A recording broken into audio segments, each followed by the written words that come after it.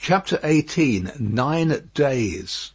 The marriage day was shining brightly, and they were ready outside the closed door of the doctor's room, where he was speaking with Charles Darnay.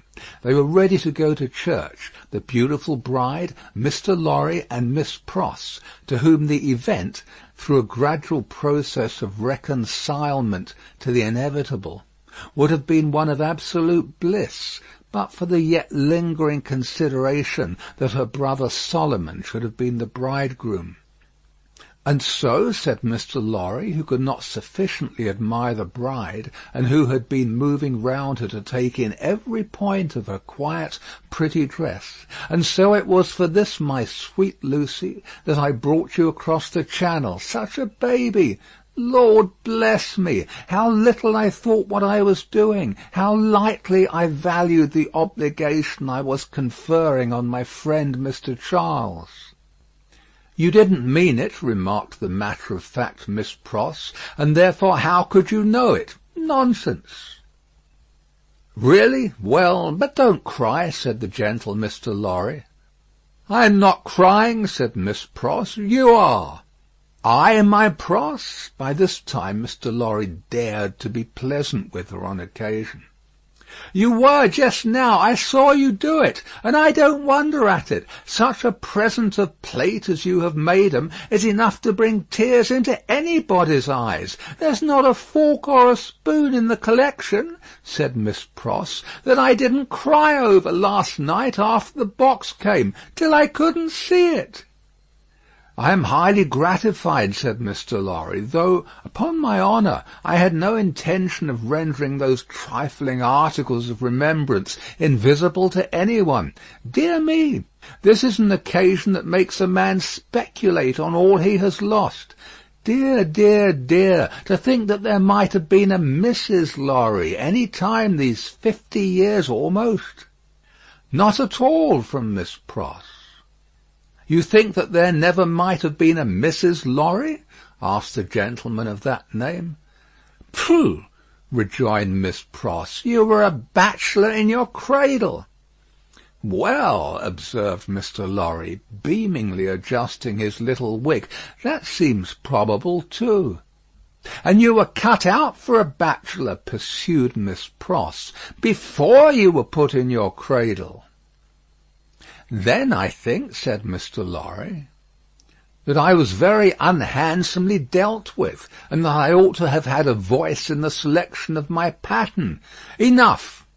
Now, my dear Lucy, drawing his arms soothingly round her waist, I hear them moving in the next room, and Miss Pross and I, as two formal folks of business, are anxious not to lose the final opportunity of saying something to you that you wish to hear.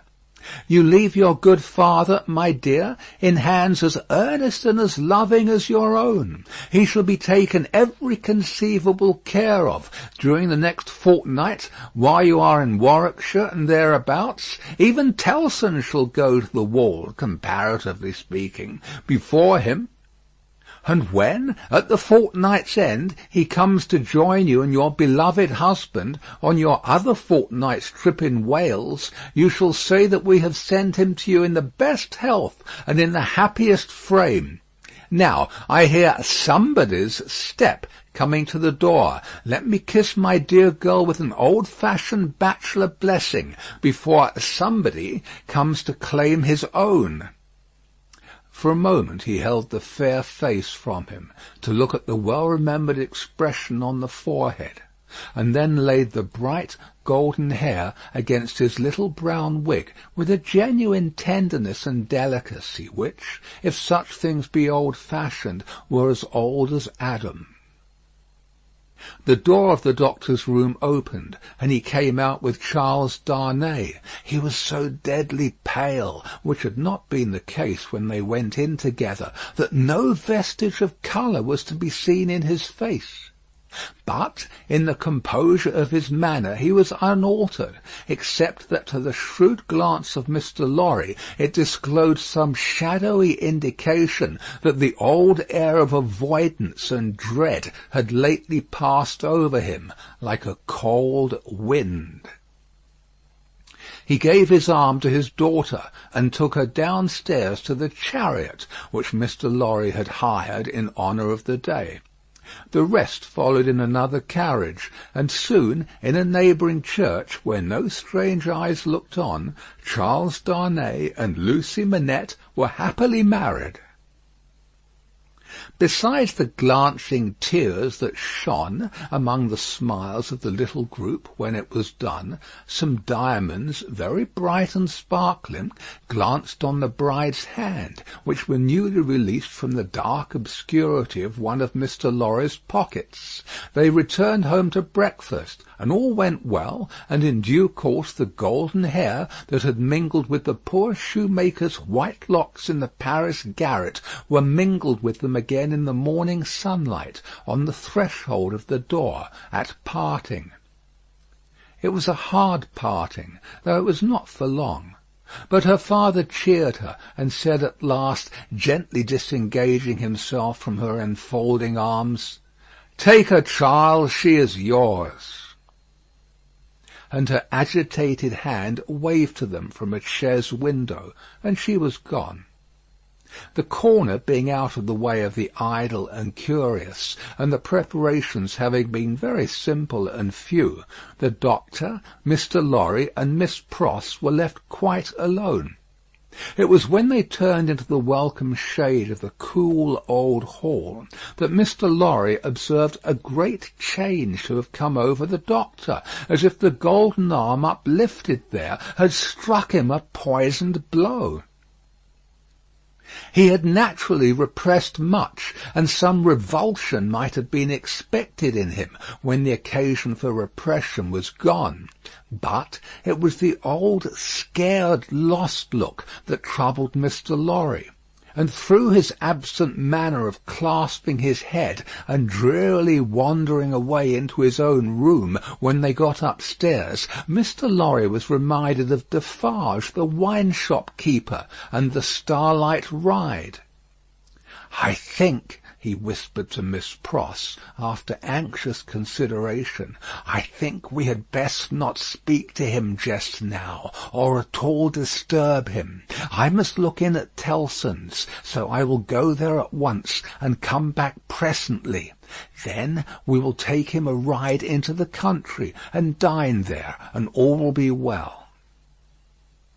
It was easier for Mr. Lorry to look in at Tellson's than to look out of Tellson's. He was detained 2 hours. When he came back, he ascended the old staircase alone, having asked no question of the servant. Going thus into the doctor's rooms, he was stopped by a low sound of knocking. "Good God!" he said with a start. "What's that?"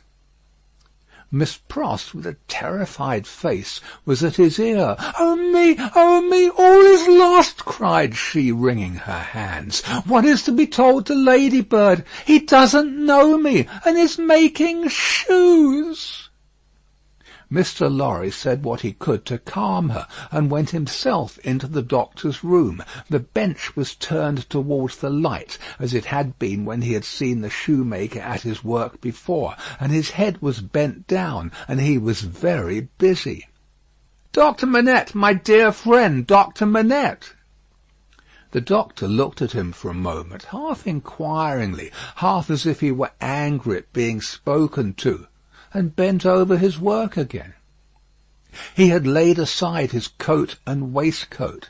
His shirt was open at the throat, as it used to be when he did that work, and even the old haggard, faded surface of face had come back to him.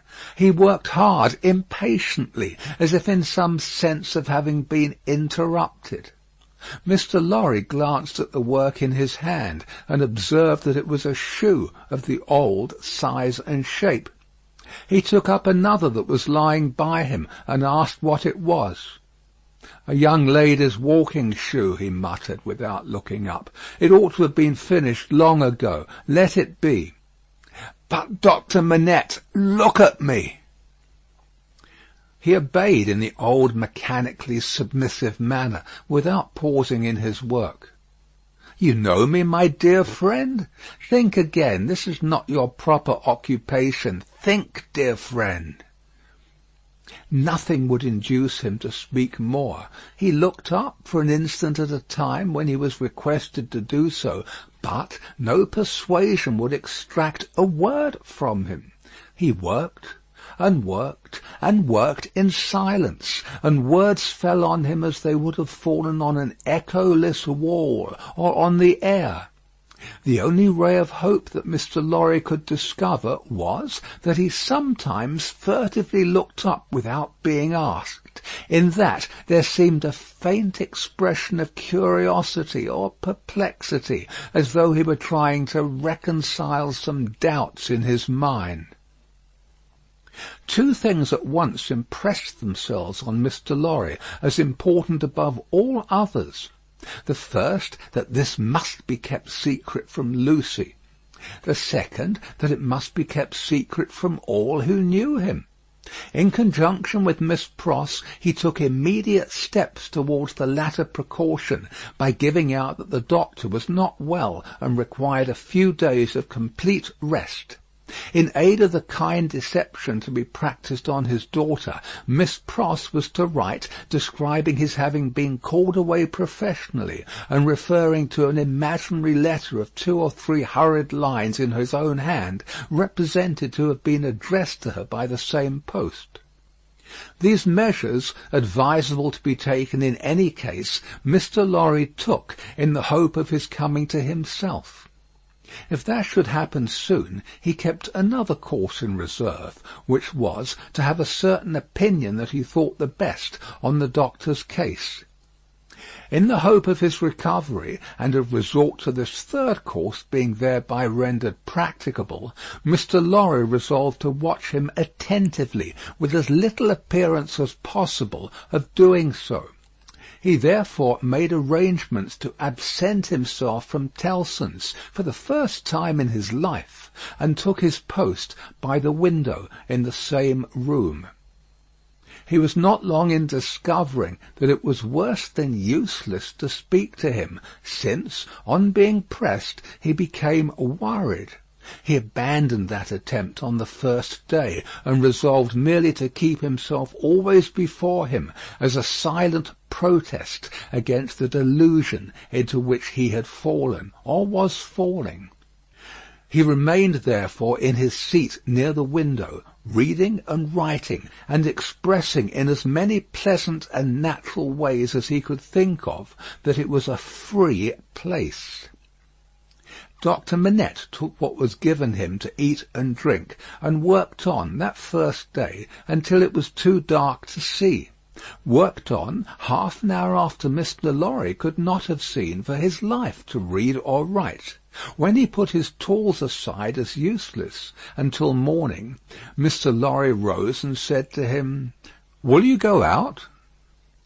He looked down at the floor on either side of him in the old manner, looked up in the old manner, and repeated in the old low voice, "Out?"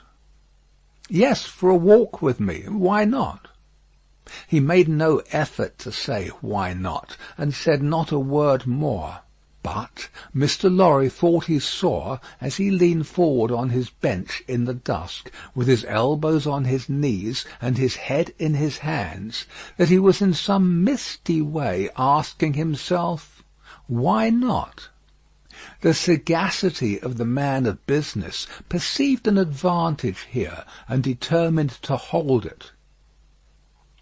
Miss Pross and he divided the night into 2 watches, and observed him at intervals from the adjoining room. He paced up and down for a long time before he lay down, but when he did finally lay himself down, he fell asleep. In the morning he was up betimes, and went straight to his bench and to work. On this second day, Mr. Lorry saluted him cheerfully by his name, and spoke to him on topics that had been of late familiar to them. He returned no reply, but it was evident that he heard what was said, and that he thought about it, however confusedly. This encouraged Mr. Lorry to have Miss Pross in with her work several times during the day.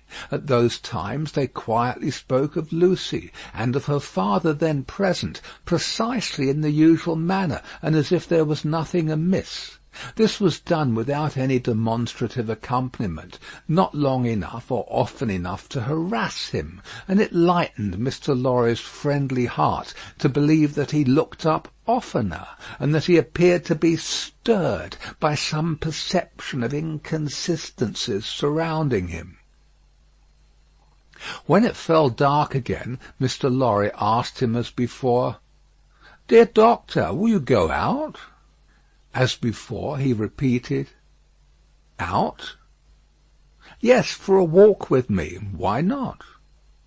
This time Mr. Lorry feigned to go out when he could extract no answer from him, and after remaining absent for an hour, returned. In the meanwhile the doctor had removed to the seat in the window, and had sat there looking down at the plane tree, but on Mr. Lorry's return he slipped away to his bench.